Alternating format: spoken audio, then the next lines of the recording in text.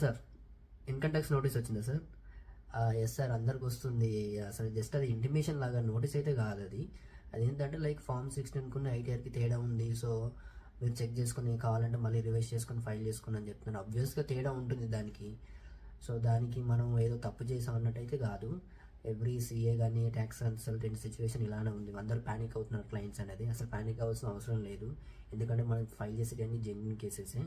అది జస్ట్ ఒక ఆప్షన్ ఇచ్చారు, ఎవరైతే తప్పులు చేస్తుంటే వాళ్ళకి చేసుకోవచ్చు అని చెప్పేసి. సో దానికి పెద్ద వరి అవ్వాల్సిన అవసరం లేదు sir.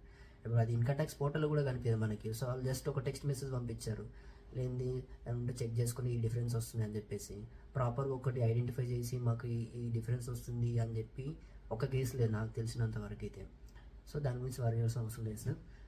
Yeah sir, mostly process అవుతుంది sir. 31 December last date actually income tax process చేయడానికి. Yeah sir, yeah sir, okay sir. Yeah,